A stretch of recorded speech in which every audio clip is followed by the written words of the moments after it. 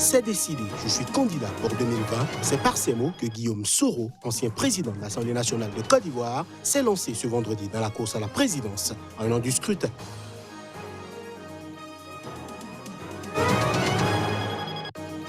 Les pourparlers de paix entre Khartoum et des rebelles du Darfour, du Kordofan Sud et du Nil Bleu ont repris ce vendredi à Djouba. Cela a été possible après la déclaration de cessez-le-feu permanent par le gouvernement. Comparution ce vendredi devant la Cour constitutionnelle de Thaïlande du richissime homme d'affaires Thanator. Il est accusé d'avoir enfreint le code électoral durant les législatives de mars.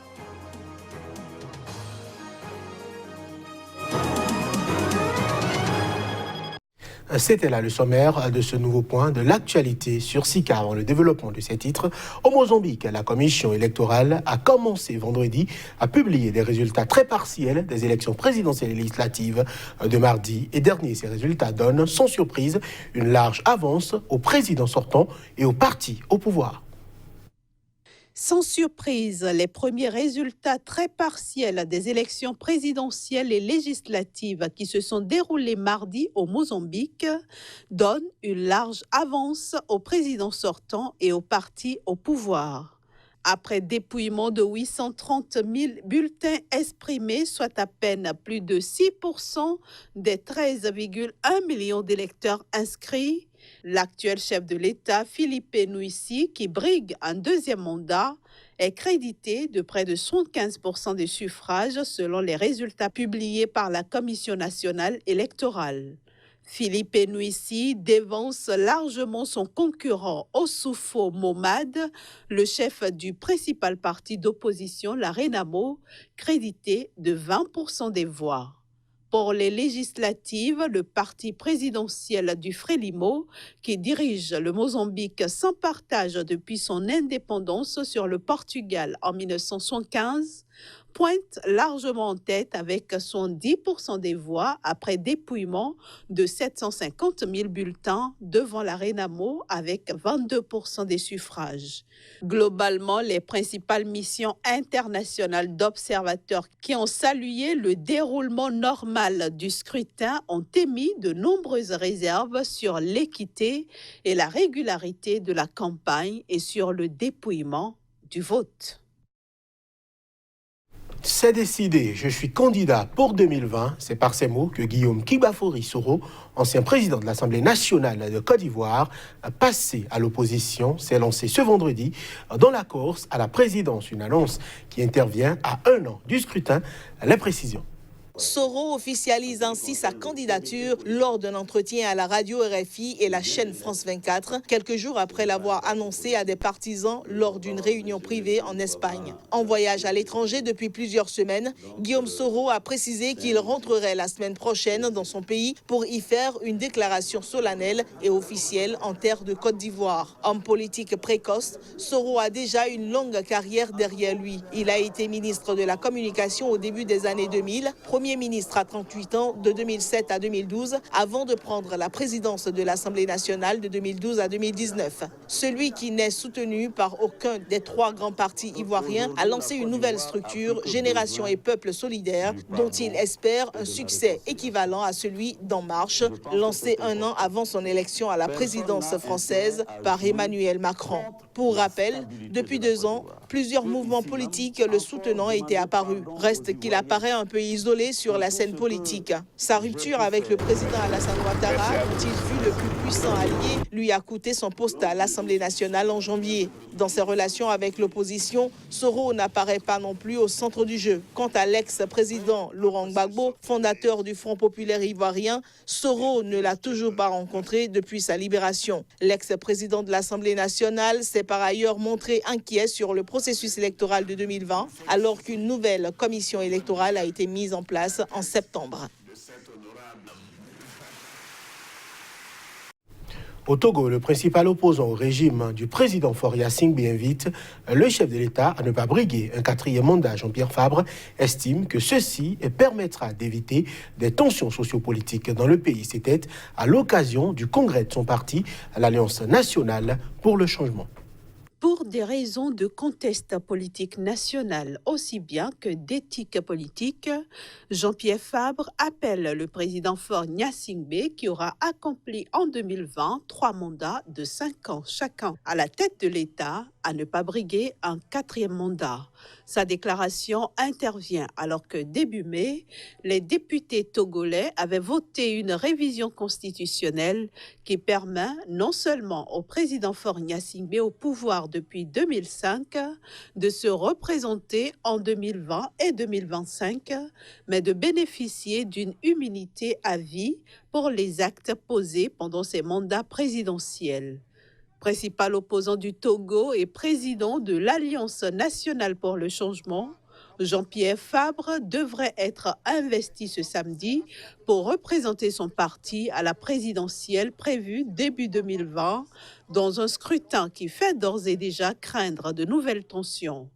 Pour l'opposant, ni les intimidations, ni les représailles et autres exactions de la dictature ne sauraient les décourager, les faire fléchir et leur faire baisser les bras. Maire de l'une des 13 communes du Grand Lomé, Jean-Pierre Fabre a appelé le pouvoir à l'ouverture urgente des discussions politiques avec l'opposition. Des réformes politiques et électorales s'imposent selon lui avant la présidentielle qui requiert un cadre électoral transparent et non discriminatoire. Mesdames, Messieurs, cette édition se poursuit en Algérie. Une foule compacte a défilé à nouveau ce vendredi dans le centre d'Alger. Les manifestants ont conspué le chef d'état-major de l'armée, véritable homme fort du pays, et la présidentielle convoquée le 12 décembre par le pouvoir avant de se disperser en soirée. Comme chaque vendredi depuis 35 semaines, les Algériens ont envahi le centre d'Alger. Cette fois-ci, ils ont eu la dent dure envers le général Ahmed Gaïd Salah, chef d'état-major de l'armée. Les manifestants ont aussi dénoncé la présidentielle convoquée le 12 décembre par le pouvoir. Avant de se disperser vers 17h locales, soit 16h GMT, ils ont exigé le départ de l'ensemble du système de l'ex-président Abdelaziz Bouteflika. La foule a aussi martelé des slogans hostiles à un projet de loi sur l'hydrocarbure, accusé de brader les richesses nationales aux multinationales et qui suscite un tollé dans le pays. La veille de ce 35e vendredi de manifestation à l'appel des réseaux sociaux, le centre d'Alger a résonné en soirée 30 minutes durant au son de tambourinage de mortiers, pilons et casseroles, ainsi que de coups de klaxon en solidarité avec les détenus politiques et d'opinion. Des appels ont été lancés à renouveler chaque jeudi l'opération qui s'est également déroulée dans plusieurs autres villes du pays. Les pourparlers de paix entre Khartoum et les rebelles du Darfour, du Kordofan Sud et du Nil Bleu ont repris ce vendredi à Djouba. Cela a été possible après la déclaration de cessez-le-feu permanent par le gouvernement soudanais dans les zones où ces rebelles sont actifs. Ces pourparlers avaient été suspendus mercredi lorsqu'un des principaux groupes rebelles avait accusé les forces du gouvernement de bombarder certaines de ses positions au Kordofan Sud. Vendredi, des responsables de toutes les parties impliquées ont annoncé avoir trouvé un accord partiel sur l'ordre du jour des discussions. Les pourparlers ont lieu grâce à la médiation du Soudan du Sud, un pays qui tente lui-même de concrétiser un accord de paix signé en 2018. Ils ont été lancés lundi en présence de plusieurs leaders de la région, dont le Premier ministre Abiy Ahmed, lauréat du prix Nobel de la paix. Le mouvement de libération du peuple du Soudan Nord, actif dans les régions du Nil Bleu et du Kordofan Sud, avait accusé les forces du gouvernement de bombarder certaines de ses positions au Kordofan Sud et conditionné sa participation au retrait de ses forces. Quelques heures plus tard, le gouvernement soudanais, qui démentait ces accusations, a annoncé un cessez-le-feu permanent au Darfour à l'ouest, au Kordofan Sud au sud et au Nil Bleu au sud-est, renforçant un cessez-le-feu officieux déjà en place depuis la chute de l'ancien président Omar el-Béchir, destitué par l'armée le 11 avril sous la pression populaire. Par ailleurs, l'armée de libération soudanaise Abdel Wahid Nour, un groupe rebelle important, a annoncé que Khartoum avait libéré vendredi 24 de ses prisonniers de guerre. Ce groupe ne fait pas partie des pourparlers de Juba et ne reconnaît pas le gouvernement de Khartoum. L'Ouganda veut vacciner plus de 18 millions d'enfants contre la rougeole et la rubéole en lançant une campagne de vaccination de 5 jours à travers le pays. Et selon la ministre ougandaise de la Santé, cela permettra de mettre fin à l'épidémie. On l'écoute. L'objectif principal de cette campagne est de mettre fin à une épidémie de rougeole qui sévit depuis 2 ans, mais aussi d'introduire le vaccin contre la rubéole dans notre calendrier de vaccination de routine.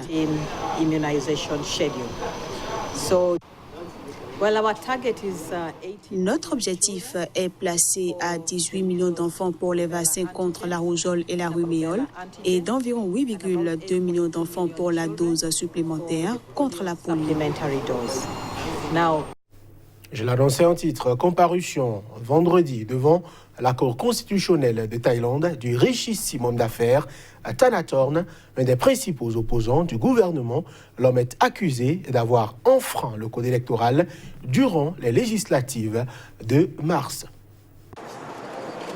Son parti, le Future Forward, a gagné plus de 70 sièges lors des dernières législatives, devenant la 3e force politique du pays à l'issue de ce scrutin remporté par le général Prayut Chan-o-cha, au pouvoir depuis le coup d'État de 2014 et désormais à la tête du gouvernement civil. Depuis, Thanathorn, âgé de 40 ans, ne ménage pas ses attaques contre l'armée encore très puissante dans le royaume. Il plaide notamment pour une baisse des dépenses militaires et la fin de la conscription. Bête noire des militaires et du gouvernement, il fait face à plusieurs procédures en justice. Il est notamment accusé par la commission électorale d'avoir détenu des actions dans les médias au moment des élections, ce qui est interdit par le code électoral. Il a été suspendu de ses fonctions parlementaires le temps de son procès. S'il était reconnu coupable, il pourrait se voir exclu de la vie politique et condamné à une peine maximale de 10 ans de prison. À son arrivée à la Cour constitutionnelle, devant laquelle il comparaissait pour la première fois vendredi, l'homme d'affaires a plaidé son innocence, assurant que la société de médias avait cessé ses activités 5 mois avant les élections. Pour ses partisans, cette affaire a été montée de toutes pièces au fin d'éliminer l'un des hommes politiques les plus puissants, les plus populaires du pays. Future Forward est l'une des rares voix qui osent critiquer la monarchie aussi puissante que mystérieuse en Thaïlande. Et voilà qui met un terme à cette édition que nous vous remercions d'avoir suivi.